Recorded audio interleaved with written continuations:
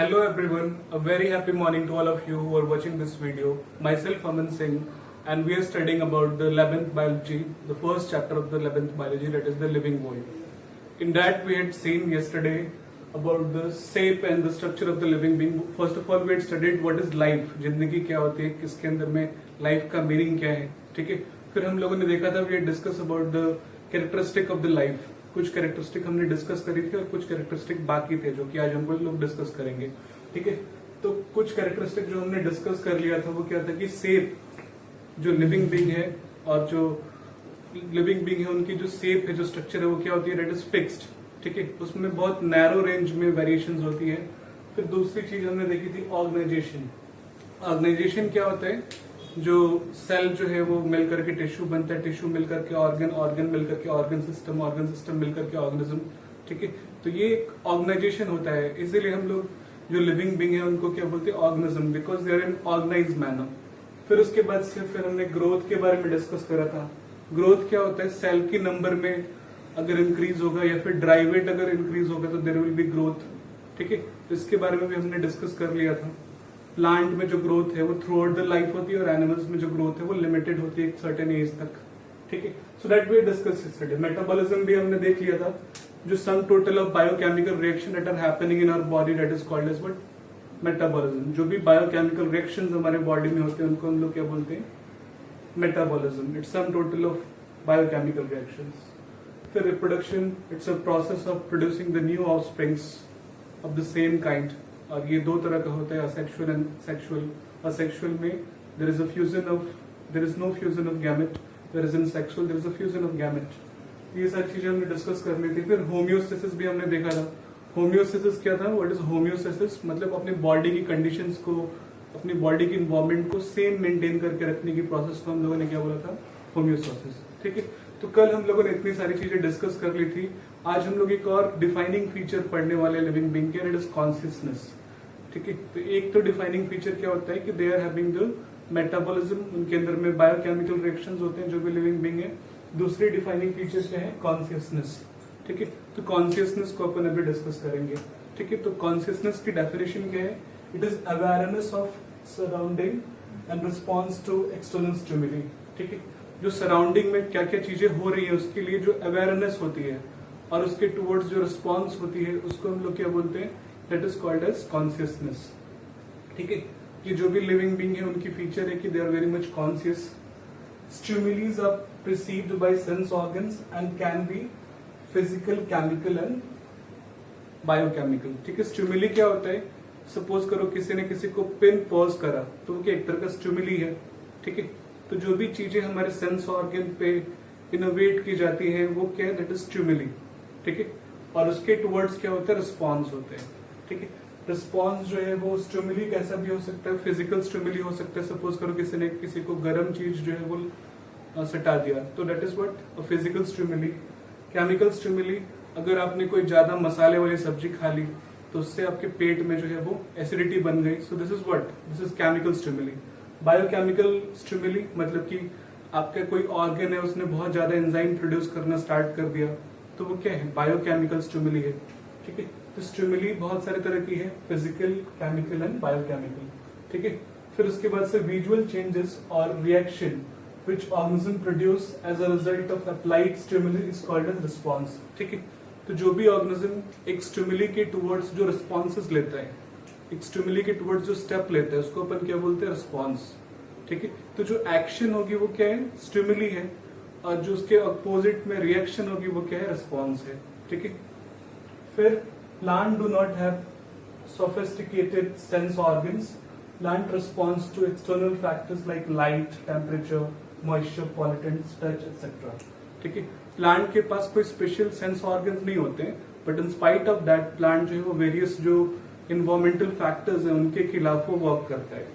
जैसे कि लाइट है, ठीक है. कुछ प्लांट जो है लाइट के टुवर्ड्स मूव करते हैं, कुछ प्लांट लाइट से दूर भागते हैं, ठीक है. तो अगर लाइट के टुवर्ड्स मूवमेंट होगी तो फोटोट्रॉपिक मूवमेंट जो है वो पॉजिटिव होगी, अगर लाइट के अगेंस्ट भागेंगे तो फोटोट्रॉपिक मूवमेंट नेगेटिव होगी, ठीक है. टेम्परेचर, थर्मोट्रॉपिक मूवमेंट होती है. टेम्परेचर की टुवर्ड्स अगर मूवमेंट होगी तो उसको पॉजिटिव थर्मोट्रॉपिक बोलेंगे, टेम्परेचर के अगेंस्ट होगी तो नेगेटिव थर्मोट्रॉपिक, ठीक है, मॉइस्चर के अगेंस्ट मूवमेंट होती है, पॉल्यूशन के अगेंस्ट मूवमेंट होती है। कुछ ऐसे प्लांट होते हैं जो कि पॉल्यूशन वाले एरिया में नहीं ग्रो करते, जैसे कि एक लाइचन करके प्लांट है जो कि सिर्फ क्लीन इन्वायरमेंट में ग्रो करता है। ठीक है, कहीं पे भी अगर लाइचन ग्रो हो रहा है इसका मतलब क्या है कि वो इन्वायरमेंट जो है वो क्लीन है। ठीक है, तो पॉल्यूशन के अगेंस्ट भी प्लांट रिस्पॉन्ड करते हैं, टच को भी रिस्पॉन्ड करते हैं। जैसे मैंने आपको बताया था कल की एक प्लांट होता है टच मी नॉट प्लांट, उसका साइंटिफिक नेम है मिमोसा पुडिका। ठीक है, जब भी कोई इसको टच करता है तो क्या करता है, अपने लीव्स को श्रिंक कर देता है। ठीक है, so plant are also responding towards the stimuli. ठीक है, हमने देखा टच को रिस्पॉन्ड कर सकता है, लाइट को रिस्पॉन्ड करता है, ग्रेविटी को रिस्पॉन्ड करता है, मॉइस्चर को, पॉल्यूटेंट्स को। ठीक है, so this are the things we discuss about the plant के कॉन्शियसनेस के बारे में। अभी हम लोग क्या देखेंगे, ह्यूमन बीइंग कितना कॉन्शियस है। ठीक है, so human being is the only organism who is aware of himself, that is self consciousness. ठीक है, ह्यूमन बीइंग ही ऐसे ऑर्गेनिज्म है जिनके पास क्या है, देयर सेल्फ कॉन्शियसनेस, वो अपने बारे में अवेयर है कि उनकी बॉडी में क्या हो रही है, क्या चल रहा है। ठीक है, तो human being are only the organism which are having the self consciousness and consciousness therefore become the defining feature of organism. इसलिए कॉन्शियसनेस क्या एक तरह का डिफाइनिंग फीचर है, मतलब लिविंग बीइंग को डिफाइन करना है तो उनकी जो डिफाइनिंग फीचर क्या है, कॉन्शियसनेस एंड मेटाबॉलिज्म, रिप्रोडक्शन और ग्रोथ नहीं। ठीक है, कल हमने बताया था ना रिप्रोडक्शन और ग्रोथ क्यों नहीं है, क्योंकि बहुत सारे ऐसे ऑर्गेनिज्म है जो स्टेराइल होते हैं। ठीक है, जो इम्पोर्टेंट होते हैं, they can not reproduce offsprings. ठीक है, तो reproduction is not a defining feature, जबकि जो ग्रोथ है वो भी डिफाइनिंग फीचर नहीं, क्योंकि बहुत सारे नॉन लिविंग चीजें भी ग्रो करती है। जैसे मैंने बताया था कि माउंटेन जो है वो ग्रो करती है। ठीक है, तो नॉन लिविंग चीजें भी ग्रो कर रही है और लिविंग भी ग्रो कर रही है। So growth is not a defining feature. So defining feature is consciousness and metabolism. ठीक है, फिर अगला हम लोग आते हैं इवोल्यूशन के बारे में। इवोल्यूशन मैंने बताया था कि evolution is a term which is derive from the word evolvere, जिसका मीनिंग क्या होता है, अनफोल्ड और अनरैप्ड, मतलब दोबारा उसको वापस उस फॉर्म में नहीं लाया जा सकता। ठीक है, यूनिट जो है इवोल्यूशन की वो क्या है, पॉपुलेशन है। It means to unroll, unfold और reveal hidden potential. Hidden potential जो है उसको रिवील करना, मतलब दिन प्रतिदिन अपने अंदर बदलाव लाना, क्या है, इवोल्यूशन है। ठीक है, तो हिडन पोटेंशियल को एक्सप्रेस करने का प्रोसेस क्या है, इवोल्यूशन है। और इट्स अनरोल एंड अनफोल्ड, इसको वापस हम लोग दोबारा पीछे के जैसे नहीं हो सकते। We are not going to be monkeys and apes right now. We are developed into the human being now. Now we will modify only. We are not going to the back days. Okay. Darwin ने evolution के बारे में theory दी थी, survival to the fittest दिया था। ठीक है, Charles Darwin पूरा नाम था इनका। ठीक है, so Darwin defined evolution as a descent with the modification. ठीक है, जो मॉडिफिकेशन हो रही है उसके साथ इवोल्यूशन होता है। ये किसने बताया था, डार्विन ने बताया था। फिर रिपेयर एंड रीजनरेशन एक और प्रॉपर्टी है जो लिविंग बीइंग है उनकी। ठीक है, कोई भी लिविंग बीइंग को अगर चोट लगी कहीं पे भी हिल, तो फिर वहां पे क्या होता है, देयर विल बी हीलिंग। ठीक है, एंड रीजनरेशन, बहुत सारे ऐसे ऑर्गन्स है हमारे बॉडी में जो कि रीजनरेट हो जाते हैं। ठीक है, तो regeneration and repairment is a property of the living being. ठीक है, so it's a ability to repair और रिन्यू डैमेज्ड और lost body parts in the post embryonic life of an organism. मतलब पोस्ट एम्ब्रियोनिक लाइफ मतलब कि जब बच्चा दुनिया में आ गया। ठीक है, एम्ब्रियोनिक लाइफ मतलब कि जो मदर के वॉर्म में है, तो एम्ब्रियोनिक लाइफ, अगर बाहर आ गया तो पोस्ट एम्ब्रियोनिक लाइफ।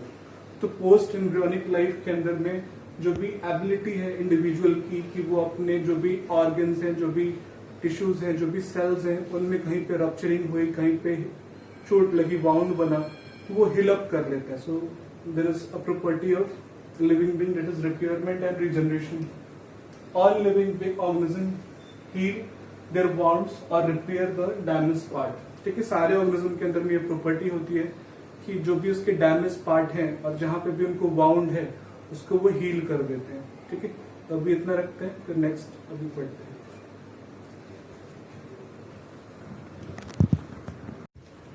ओके, तो नेक्स्ट चीज जो हमको देखना है वो क्या है, एडेप्टेशन के बारे में देखना है कि एडेप्टेशन क्या होता है, what do mean by adaptation. Okay, तो एडेप्टेशन क्या है कि कोई भी इंसान जो है कैसे, किस तरह से अपने आप को अडॉप्ट करता है कंडीशंस के हिसाब से, उसको हम लोग क्या बोलते हैं, एडेप्टेशन। ठीक है, बोलते हैं ना सर्वाइवल टू द फिटेस्ट। जो मतलब कंडीशंस के हिसाब से अपने आप को फिट कर लिया, अडॉप्ट कर लिया, जिसने कंडीशंस को, वो सर्वाइव कर पाता है, और जो जिसने अपने आप को अडॉप्ट नहीं करा, that is going to be extinct, वो दुनिया से विलुप्त हो जाता है। ठीक है, तो इसलिए एडप्टेशन बहुत जरूरी है। ओके, एडप्टेशन की डेफिनेशन क्या है? What is the definition for the adaptation? It's a useful inheritable change in form, function and behaviour. ठीक है, ये एक ऐसा यूजफुल चेंज है जो कि इनहेरिटेबल होता है। इनहेरिटेबल मतलब कि एक जनरेशन से दूसरे जनरेशन में ट्रांसफर हो सकता है। जो पेरेंट्स हैं उनके अंदर में फोर फादर्स से आएगा, फोर फादर्स से पेरेंट्स में आएगा, पेरेंट्स से वो उनके जो सन और डॉटर है उन तक आएगा। ठीक है, so it's a useful inheritable change in form, function and behaviour which enables an organism to adjust well and successful in its environment। ठीक है, जो कि किसी भी ऑर्गेनिज्म को इनेबल करता है कि वो उस पर्टिकुलर कंडीशंस में सूट कर सके। ठीक है, और उस एनवायरनमेंट में सही से रह सके। ठीक है, an organism is considered best adapted to an environment when it possesses inherited traits that enhances its survival and breeding. ठीक है, किसी भी ऑर्गेनिज्म को हम लोग बेस्ट अडेप्टेड कब बोलेंगे? जब भी उस ऑर्गेनिज्म के पास वो सही से रह पा रहा है उस पर्टिकुलर एरिया में, और दूसरा कि वो ब्रीड कर सकता है, मतलब कि वो जो भी उनके पार्टनर्स है, जो मेल और फीमेल पार्टनर्स है, वो ब्रीड करके नया ऑफस्प्रिंग्स अगर बना पा रहे हैं, यानी कि वो अडॉप्टेड है उस कंडीशन में। ठीक है, अगर वो अडॉप्टेड नहीं होंगे तो ब्रीड नहीं कर पाएंगे, ब्रीड नहीं कर पाएंगे तो आगे के अपने जनरेशन को प्रोसीड नहीं कर पाएंगे। ठीक है, तो इसलिए अडॉप्टेशन जरूरी है। अब अडॉप्टेशन दो तरह की होती है, एक शॉर्ट टर्म अडॉप्टेशन और एक लॉन्ग टर्म अडॉप्टेशन। ठीक है, जैसे कुछ एनिमल्स होते हैं, आपने सुना होगा कि कुछ जो माउस वगैरह होते हैं, कुछ रेप्टाइल्स ऐसे होते हैं जो कि जा करके और गर्मी के दिनों में अपने आप को बरोज में हाइड कर देते हैं। ठीक है, तो उसको हम लोग क्या बोलते हैं? Short term adaptation. कुछ ऐसे ऑर्गेनिज्म हैं जो कि लंबे समय तक थ्रू आउट द लाइफ उनके अंदर कुछ ऐसे एडप्टेशन आ जाते हैं, उनको हम लोग क्या बोलते हैं? Long term adaptation. जैसे कि जो क्लॉन्स हैं, क्लॉन्स जो होते हैं, अलग अलग बर्ड्स में अलग अलग तरह के क्लॉन्स होते हैं। जैसे कि जो डक का क्लॉन है वो थोड़ा सा फिदरी होता है, उसके अंदर में कुछ स्किन जैसा स्ट्रक्चर होता है जिसके चलते वो इजिली स्विम कर सकता है। जो ऑस्ट्रिच का क्लॉन्स होता है वो थोड़ा फ्लफी होता है जिसके चलते वो इजिली वॉक कर सकता है, रन कर सकता है। ठीक है, और जो पीजन का होता है वो प्रॉनिंग के लिए होता है, वो बेसिकली पर्चिंग के लिए होता है। जो भी उनके इंसेक्ट्स वगैरह को खाने का है वो सब इस अपने क्लॉन से खा सकते हैं पीजन्स। ठीक है, तो ये क्या है? This is the long term adaptation. Short term adaptation में हाइबरनेशन और एस्टिवेशन आता है। ठीक है, तो ये हो गया एडप्टेशन की बात।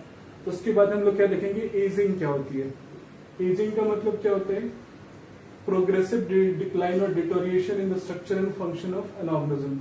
ठीक है, धीरे धीरे किसी भी ऑर्गेनिज्म के जो भी ऑर्गन्स हैं वो धीरे धीरे काम करना स्लो कर दें, तो उसको हम लोग क्या बोलते हैं? एजिंग बोलते हैं। डिटोरिएट हो जाए, जो भी फंक्शंस हैं, जो भी ऑर्गन्स हैं, उनके फंक्शन जो है डिटोरिएट होने लगे, डिक्लाइन होने लगे समय के साथ, तो उसको हम लोग क्या बोलते हैं? एजिंग बोलते हैं। एजिंग में एक तरह की प्रोटीन होती है, कोलेजन प्रोटीन। ये कोलेजन प्रोटीन का अमाउंट क्या होता है? इंक्रीज हो जाता है, जिसके चलते जो भी न्यूट्रिएंट है, जो भी ऑक्सीजन है, वो एज्ड इंसान के बॉडी में इजीली नहीं आ पाता है। ठीक है, फिर एजिंग के साथ साथ एक और प्रॉब्लम होती है कि थाइमस जो ग्लैंड है वो डिजनरेट हो जाता है। Thymus gland basically B lymphocytes और टी लिम्फोसाइट्स को बनाता है, जिसका फंक्शन क्या है कि वो हमको इम्यूनिटी प्रोवाइड करता है। ठीक है, तो एज के साथ साथ ये थाइमस की साइज छोटी हो जाएगी और इम्यूनिटी जो हमको मिलने वाली है वो नहीं मिल पाएगी। ठीक है, फिर लास्ट है डेथ। डेथ में क्या होता है? Ultimate termination of functional life. जो फंक्शनल लाइफ है वो पूरी तरह से अगर खत्म हो जाए, ठीक है, तो उसको हम लोग क्या बोलते हैं? डेथ बोलते हैं। So this is all about this portion. फिर नेक्स्ट पार्ट में हम लोग आगे पढ़ेंगे। Okay, thank you, good bye.